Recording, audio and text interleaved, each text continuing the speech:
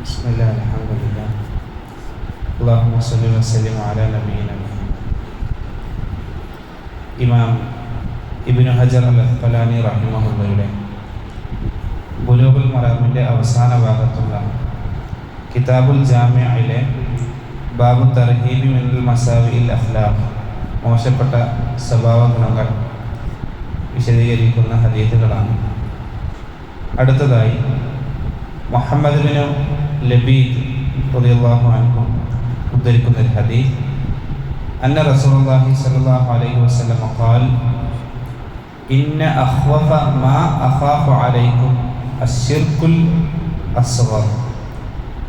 ഞാൻ നിങ്ങൾക്ക് നിങ്ങളുടെ മേൽ ഏറ്റവും ഭയപ്പെടുന്ന കാര്യം അത് അശ്ശിർക്കുൽ അസ്ഗർ, ഏറ്റവും ഗോപ്യമായ ശിർക്കാകുന്നു.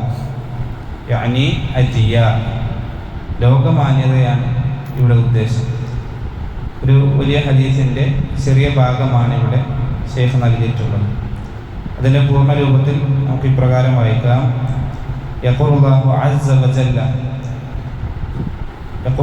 അസ്സ വജല്ല ലഹും യൗമൽ ഖിയാമ.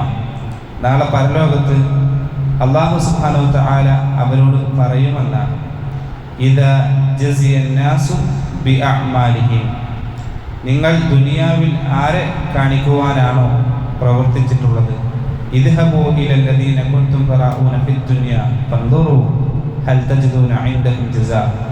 അവരുടെ അടുക്കൽ നിങ്ങൾക്കുള്ള വല്ല പ്രതിഫലവും ഉണ്ടോ എന്ന് നിങ്ങൾ നോക്കിക്കൊള്ളുക എന്ന് അല്ലാഹു സുബ്ഹാനഹു വ തആല അവരോട് നാളെ പരലോകത്ത് പറയപ്പെടും എന്നുള്ള ഒരു വലിയ ഹദീസിൻ്റെ ചെറിയ ഭാഗം മാത്രമാണ് ഇവിടെ കൊടുത്തിട്ടുള്ളത്. ജനങ്ങൾ കാണുന്നതിനും അവരിൽ നിന്ന് വല്ല പ്രശംസ എല്ലാം കേൾക്കുന്നതിനും വേണ്ടി പ്രവർത്തിക്കുന്നതിൻ്റെ ഗൗരവമാണ് ഇവിടെ സൂചിപ്പിച്ചിട്ടുള്ളത്. നമ്മുടെ ഓരോ പ്രവർത്തനവും അത് അല്ലാഹു സുബ്ഹാനഹു വ തആലക്ക് ഇഖ്ലാസോട് കൂടിയായിരിക്കും. അതല്ലാത്തൊരു പ്രവർത്തനവും അല്ലാഹു സുബ്ഹാനഹു വ തആല സ്വീകരിക്കുകയില്ല. ആ ഒരു ചെറിയ ശിർക്കിൻ്റെ ഒരു ലാഞ്ചന പോലും നമ്മുടെ പ്രവർത്തനങ്ങളിൽ ഉണ്ടാകാൻ പാടില്ല എന്നാണ് അല്ലാഹു സുബ്ഹാനഹു വ തആല പറയുന്നതായി കാണാം.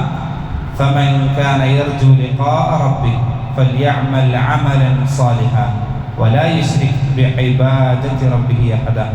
ആരെങ്കിലും അല്ലാഹുവിനെ കണ്ടുമുട്ടണമെന്ന് ഉദ്ദേശിക്കുന്നുണ്ടെങ്കിൽ അവൻ യഥാർത്ഥ അമൽ സ്വാലിഹാത്തുകൾ ചെയ്യട്ടെ, അവൻ ഒരിക്കലും അല്ലാഹുവിൽ പങ്കു ചേർക്കാതിരിക്കട്ടെ എന്ന് അല്ലാഹു സുബ്ഹാനഹു വ തആല പറഞ്ഞതായി നമുക്ക് കാണാൻ സാധിക്കും. അപ്പോൾ നമ്മളതിനെക്കുറിച്ചൊരു ജാഗ്രത വേണം.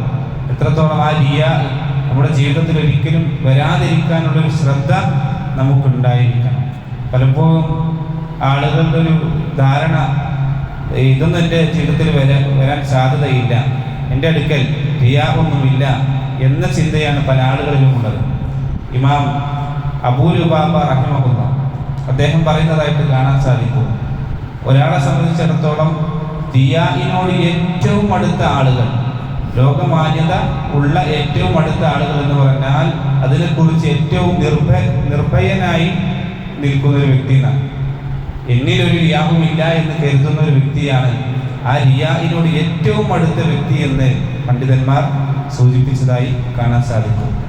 മാത്രമല്ല, ഒരു റിയാ ഉണ്ടായ പ്രവർത്തനം എന്ന് പറഞ്ഞാൽ അതിനെ പണ്ഡിതന്മാർ പറയുന്നതായിട്ട് കാണാൻ സാധിക്കും. അൽ ഖലാസു ഫിൽ ഇഖ്ലാസ്, ഇഖ്ലാസിലാണ് നമുക്ക് രക്ഷയുള്ളത്. വൽ അമലു സൂറുൻ, അമൽ എന്നാൽ അതിൻ്റെ പ്രതിരൂപമാണ്. വൽ ഇഖ്ലാസു റൂഹുൻ, ഇഖ്ലാസ് എന്നാൽ അത് ആത്മാവാണ്. എന്നിട്ട് അദ്ദേഹം പറയാണ്, അമലുൽ മറാഇ ബസ്ലത്തുൻ കുല്ലഹാ ഖശൂർ. ഈ റിയാഓട് കൂടി പ്രവർത്തിക്കുന്ന ഒരു പ്രവർത്തനം എന്ന് പറഞ്ഞാൽ അതൊരു ഉള്ളി പോലെയാണ്. എന്താണ് ഉള്ളിയുടെ പ്രത്യേകത? ഓരോ തൊലിയും അത് പൊളിച്ച് പൊളിച്ച് പൊളിച്ച് അതിനുള്ളിൽ ഒന്നുമില്ലാത്ത രീതിയിലേക്കായിരിക്കും. എല്ലാം പുറംതൊലികൾ മാത്രമായി തീർന്നിരിക്കും അവരുടെ പ്രവർത്തനങ്ങൾ എന്ന് പണ്ഡിതന്മാർ പറഞ്ഞതായി കാണാൻ സാധിക്കും. മാത്രമല്ല, ശൈഖുൽ ഇസ്ലാം ഇബ്നു തൈമിയ്യ റഹിമഹുല്ലാഹ് പറയുന്നതായിട്ട് കാണാൻ സാധിക്കും, പലപ്പോഴും ആളുകളിൽ കാണപ്പെടുന്ന പ്രധാനപ്പെട്ട രണ്ട് രോഗങ്ങൾ, ഒന്ന് റിയാ, മറ്റൊന്ന് ഉജ്ബാൻ. രണ്ട് കാര്യം, ഒന്ന് ജനങ്ങൾക്ക് വേണ്ടി അവർ കാണാൻ വേണ്ടിയിട്ട് ഓരോ പ്രവർത്തനങ്ങൾ ചെയ്യാം. രണ്ടാമത്തേത് താൻ കുറേ കാര്യങ്ങൾ ചെയ്യുന്നുണ്ടല്ലോ എന്ന് സ്വയം ഒരു താൽപര്യമ തോന്നുക എന്നുള്ളത്. ഇത് രണ്ടും മനുഷ്യനിൽ നിന്ന് ഒഴിവാക്കേണ്ട കാര്യങ്ങളാണ് എന്ന് പണ്ഡിതന്മാർ സൂചിപ്പിച്ചതായിട്ട് കാണാൻ സാധിക്കും. എന്നാൽ പൊതുവെ ആളുകൾ തെറ്റിദ്ധരിച്ച ചില കാര്യങ്ങളുണ്ട്. ചില പ്രവർത്തനങ്ങൾ നമ്മളെല്ലാവരും വിശ്വാസത്തോടുകൂടി ചെയ്യണം. റിയാ ഉണ്ടാകാൻ പാടില്ല. ആളുകൾ കേൾക്കാനോ അതല്ലെങ്കിൽ ആളുകൾ എന്തെങ്കിലും പറയാൻ വേണ്ടിയിട്ട് ചെയ്യുക എന്നുള്ളത് അതിൽ പെടാത്ത ചില കാര്യങ്ങളൊക്കെ അത് പണ്ഡിതന്മാർ ചിലതൊക്കെ എണ്ണി പറയുന്നതായിട്ട് കാണാൻ സാധിക്കും. അപ്പം അതിൽ പെട്ട ഒന്നാമത്തെ ഒരു കാര്യമാണ്, ഇപ്പോൾ നമ്മളൊരു സൽക്കർമ്മം ചെയ്തു, ആ സൽക്കർമ്മങ്ങളുടെ പേരിൽ ജനങ്ങൾ നമ്മെ പ്രശംസിച്ചു. നമ്മൾ ചെയ്ത സൽക്കർമ്മത്തിൻ്റെ പേരിൽ ജനങ്ങൾ നമ്മെ പ്രശംസിച്ചു, അതിൽ നമ്മൾ സന്തോഷിക്കുക. അപ്പം അതൊരിക്കലും എന്തില്ല, അത് റിയായിൽ വരികയില്ല എന്നാണ്. പ്രവാചകൻ സല്ലല്ലാഹു അലൈഹി വസല്ലമയോട് ചോദിക്കുന്നുണ്ട്,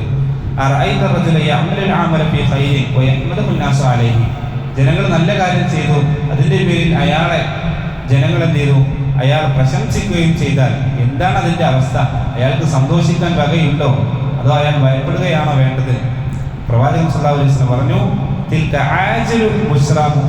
അത് വിശ്വാസിക്ക് ഈ ലോകത്ത് തന്നെ വെച്ച് അള്ളാഹു നൽകുന്ന ഒരു സന്തോഷ വാർത്തയാണ് എന്ന് പ്രവാചകൻ സല്ലല്ലാഹു അലൈഹി വസല്ലം പറഞ്ഞു എന്നാണ്.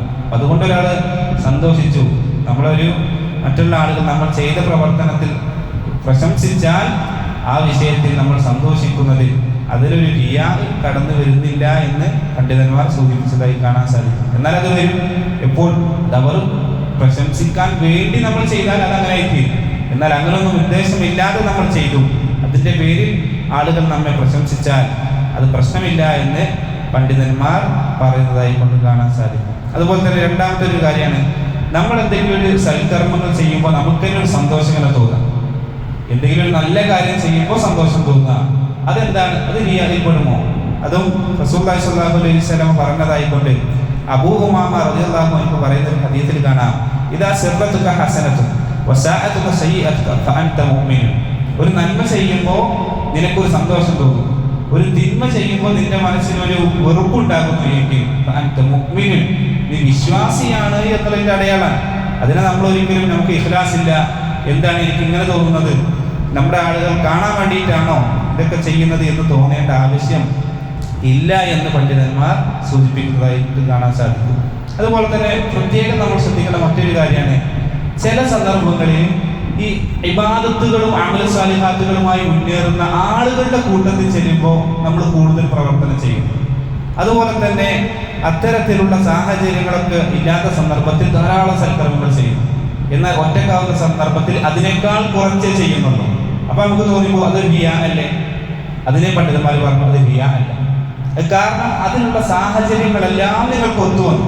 ഒരാളെ സംബന്ധിച്ചിടത്തോളം ഒരാൾ ഖുർആൻ പാരായണം ചെയ്യുക എന്നുള്ളത്, പള്ളിയിലൊക്കെ വന്ന കുറേ ഖുർആൻ പാരായണം ചെയ്യും, 3-4 മണിക്കൂറൊക്കെ ഖുർആൻ പാരായണം ചെയ്യും.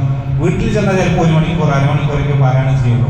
അപ്പോൾ അയാളെ സംബന്ധിച്ച് ആളുകൾ ആലോചിക്കുകയാണ്, ഞാൻ എന്താ പള്ളിയിൽ വരുമ്പോൾ ആൾക്കാരൊക്കെ കാണാൻ വേണ്ടിയിട്ടാണോ അത്രയും ചെയ്യുന്നത്, വീട്ടിലാകെ കുറച്ചല്ല ഞാൻ ചെയ്യുന്നത്, ഇത് ശരിക്കും തുല്യമായിട്ട് വരണമല്ലോ എന്നാൾക്ക് തോന്നിയാൽ അത് യഥാർത്ഥത്തിൽ റിയാ അല്ല എന്നാണ്. കാരണം അവിടെയുള്ള സാഹചര്യം തന്നെ വ്യത്യസ്തമാണ്. പള്ളിയിൽ അതിനുള്ള എല്ലാ സാഹചര്യങ്ങളും ഉണ്ട്, നിങ്ങൾക്ക് അതിനെ ശല്യപ്പെടുത്താനുള്ള ആളുകളിൽ ഒന്നുമില്ല. എന്നാൽ വീട്ടിൽ പോയാൽ ചിലപ്പോൾ കുറേ പണികളുണ്ടാകും, നമുക്ക് അവിടെ എത്തിയാൽ ചിലപ്പോൾ അതിനൊരു മടി തോന്നാൻ കാരണമാവാം, അതല്ലെങ്കിൽ ഭാര്യയുടെ കൂടെ ഇരിക്കേണ്ടി വരും, എല്ലാ കാര്യങ്ങളും ഉണ്ടാകും. അതുകൊണ്ടാണ് കുറഞ്ഞത് എങ്കിൽ പ്രശ്നമില്ല. എന്നാൽ ഈ പറയപ്പെട്ട കാര്യം തന്നെ റിയാ ആകും എപ്പോൾ?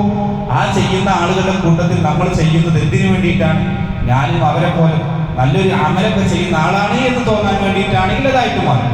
അതല്ല എങ്കിൽ, ആ ഉദ്ദേശമൊന്നും ഇല്ല എങ്കിൽ അർത്ഥത്തിൽ ആ കാര്യം ചെയ്യുന്നത് റിയാ ആയി മാറുകയില്ല എന്ന് പണ്ഡിതന്മാർ സൂചിപ്പിച്ചതായിട്ട് കാണാൻ സാധിക്കും. മറ്റൊന്നാണ് ഈ തെറ്റുകൾ മറച്ചു വെക്കുക. ചില ആളുകൾക്ക് തോന്നും, ഞാൻ ഈ ആളുകളൊക്കെ കാണുമ്പോൾ നല്ലത് ചെയ്യുന്നു, രാത്രി ആരും കാണാതെ തെറ്റുകൾ ചെയ്യുന്നു, ഞാനത് തെറ്റുകളൊക്കെ ചെയ്യുന്നത് എന്തിൻ്റെ പേരിലാണ്? ഞാനത് പരസ്യമാക്കിയിട്ട് ഇഖ്ലാസിൻ്റെ അടയാളമാണ്, ഞാൻ ആളുകളോട് ഈ തെറ്റൊക്കെ പറയാം. അപ്പോൾ ആളുകൾ വിചാരിക്കും, ഓ ഇവരെല്ലാം തുറന്നു പറയുന്നുണ്ടല്ലോ, ഇതൊരു നിഷ്കളങ്കനാണ് എന്ന് തോന്നാൻ വേണ്ടി തെറ്റ് തുറന്നു പറയാം. അത് യഥാർത്ഥത്തിൽ പാടില്ല, അതൊരിക്കലും റിയായിൽ പെടില്ല. ആ തെറ്റുകൾ മറച്ചു വെക്കുക എന്നുള്ളത് ഒരിക്കലും അത് പാടില്ലാത്ത കാര്യമാണ്, അത് റിയായിൽ പെടുകയില്ല എന്ന് പണ്ഡിതന്മാർ പറഞ്ഞു. അതുപോലെ തന്നെ അവസാനത്തെ ചില കാര്യങ്ങളാണ് ഭംഗിയുള്ള വസ്ത്രങ്ങൾ, ചെരുപ്പ് ഇതൊക്കെ ധരിക്കുക. അതൊരിക്കലും എന്തല്ല, അത് റിയായിൽപ്പെട്ടതല്ല. പ്രവാചകൻ സല്ലല്ലാഹു അലൈഹി വസല്ലം പറയുന്നുണ്ട്, നിങ്ങൾ ഏറ്റവും നല്ല രീതിയിൽ നിങ്ങളൊരിക്കലും അഹങ്കാരികൾ സ്വർഗത്തിൽ പ്രവേശിക്കുകയില്ല എന്ന് പറഞ്ഞപ്പോൾ ഒരു സഹാബി ചോദിച്ചു, ഞങ്ങൾ നല്ല വസ്ത്രം ധരിക്കാൻ നല്ല ചെരുപ്പ് ധരിക്കാനൊക്കെ ഇഷ്ടപ്പെടുന്നുണ്ടല്ലോ എന്ന് പറഞ്ഞപ്പോൾ റസൂലുള്ളാഹി സ്വല്ലല്ലാഹു അലൈഹി വസല്ലം തിരുത്തി കൊടുത്തു. അതല്ല അഹങ്കാരം എന്ന് പറഞ്ഞാൽ അത് ജനങ്ങളെ അവമതിക്കലും സത്യത്തെ നിരാകരിക്കലുമാണ് എന്ന് പ്രവാചകൻ സല്ലല്ലാഹു അലൈഹി വസല്ലം പറഞ്ഞു. അപ്പോൾ നല്ല വസ്ത്രം ധരിക്കുക, അതുപോലെ കാര്യങ്ങളൊക്കെ സ്വീകരിക്കുക എന്നുള്ളത് അതൊരിക്കലും റിയായിൽ പെടുകയില്ല. അവസാനമായി കൊണ്ടാണ് ഈ പ്രകടമായി ചെയ്യേണ്ട കാര്യങ്ങളുണ്ടാവും. ഇപ്പോൾ പള്ളിയിലേക്ക് ജമാഅത്തായിട്ട് വരിക, ജമാഅത്ത് നിസ്കാരത്തിന് വേണ്ടി വരിക, അതുപോലെ തന്നെ ജുമുഅക്ക് വരിക, ഇങ്ങനെ നിർബന്ധമായി ചെയ്യേണ്ട കാര്യങ്ങൾ, ഈ കാര്യങ്ങൾ യഥാർത്ഥത്തിൽ അയാൾ പറയാണ് എൻ്റെ ഇഖ്ലാസിനൊരു കോട്ടം തട്ടും, അതുകൊണ്ട് ഞാൻ വീട്ടിൽ വെച്ചിട്ടാണ് നിസ്കരിക്കുന്നത്, അത് പറയാൻ പാടില്ല. അത് റിയാ അല്ല.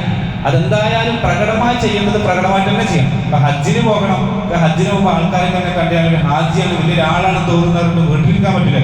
ചെയ്യേണ്ടത് ചെയ്യണം. അതല്ലാതെ അതിനെ റിയായിൽ പെടുത്തുകയില്ല എന്ന് പണ്ഡിതന്മാർ സൂചിപ്പിച്ചതായി കാണാൻ സാധിക്കും. അതുകൊണ്ട് ആ രണ്ട് കാര്യങ്ങൾ കൃത്യമായി അതിൻ്റെ വേർതിരിവ് മനസ്സിലാക്കിക്കൊണ്ട് ചെയ്യാൻ പരമാവധി പരിശ്രമിക്കുക. അല്ലാഹു സുബ്ഹാനഹു വ തആല നമ്മുടെ നിയ്യത്തുകളെല്ലാം ഈ റിയായിൽ നിന്നും ഇത്തരത്തിലുള്ള എല്ലാ പാപങ്ങളിൽ നിന്നും അല്ലാഹു സുബ്ഹാനഹു വ തആല മുക്തമാക്കി എല്ലാ കർമ്മങ്ങളും ഇഖ്ലാസോടുകൂടി ചെയ്യാൻ നമുക്ക് ഏവർക്കും തൗഫീഖിനെ പ്രദാനം ചെയ്യുമാറാണ്. സുബ്ഹാനക്കല്ലാഹു വ ബിഹംദിക അഷ്ഹദു അൻ ലാ ഇലാഹ ഇല്ല അൻത അസ്തഗ്ഫിറുക വ അത്തൂബു ഇലൈക്. അസ്സലാമു അലൈക്കും.